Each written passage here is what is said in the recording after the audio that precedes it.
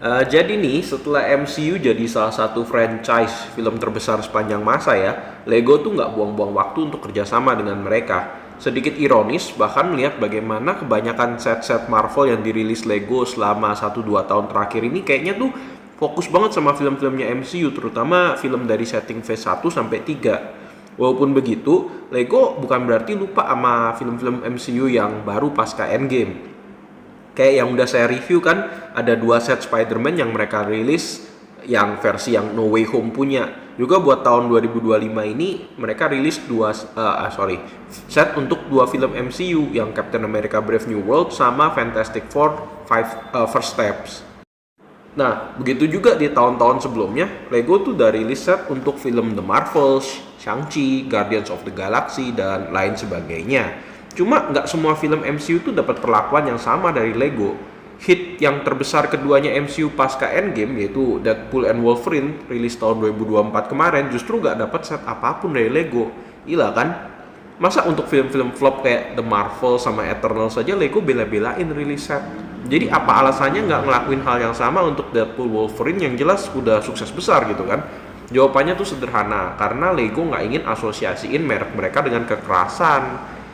Dan film Deadpool Wolverine itu kan ratingnya R, jadi banyak kata makian lah, kekerasan yang berlebihan, darah, bikin Lego nggak bisa atau nggak mau rilis set berdasar film ini, which is so stupid sih menurutku, karena come on lah, kita tahu sendiri pasar Lego sekarang ini tuh banyak menyasar pangsa pasar orang dewasa, bahkan ada lini yang mereka namanya adult welcome dengan kotak yang base-nya hitam itu. Jadi apa salahnya rilis set Deadpool and Wolverine untuk lini tersebut kan?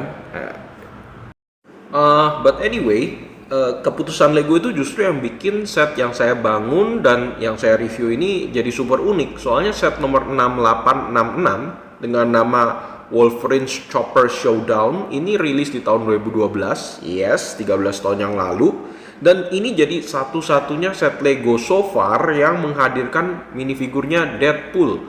Jadi asal tahu aja ya, minifig Deadpool orisinil dari Lego ini benar-benar sangat berharga kalau dijual secara satuan.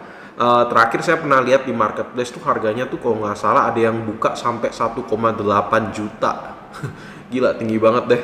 Mungkin kayaknya susah banget kan dapat minifig Deadpool, apalagi kalau semuanya lengkap di harga di bawah 500.000 tuh kayaknya nggak mungkin deh gitu. Jadi di set ini selain minifig Deadpool, kalian bakal dapat 2 minifig lain, yaitu Magneto dan Wolverine. Ya buat saya keduanya sih biasa-biasa aja ya, karena nggak sampai seunik Deadpool, maksudnya nggak serare Deadpool gitu. Wolverine pernah keluar di set-set lain, juga even Magneto juga pernah keluar di set lain. Kan varian-varian barunya mungkin keluar di setnya Lego X-Mansion yang barusan keluar tahun lalu.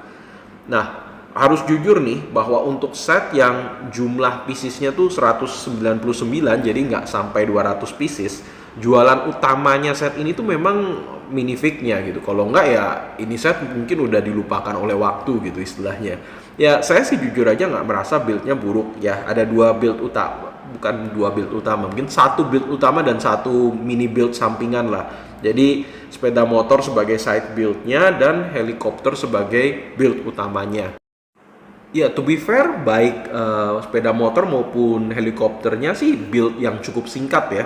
Dan teknik yang build yang dipakai tetap relevan sampai zaman sekarang juga masih oke lah.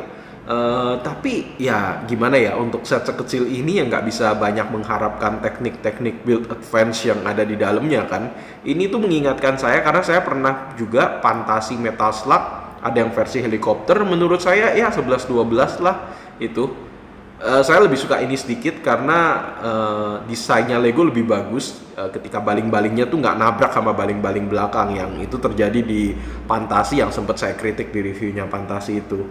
So overall the build is pretty cool, tapi jualan utamanya buat saya ya untuk dapetin minifignya Deadpool.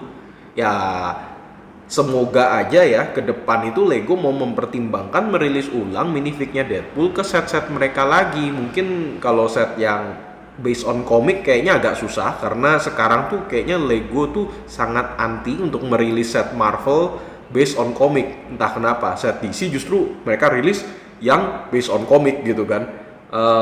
Tapi kalau yang Marvel kayaknya tuh mereka suka banget rilisnya setnya based on MCU kebanyakan. Kalau nggak pun barusan ini mungkin yang setnya Spider-Man, mungkin yang versinya Spider-Verse-nya Miles Morales.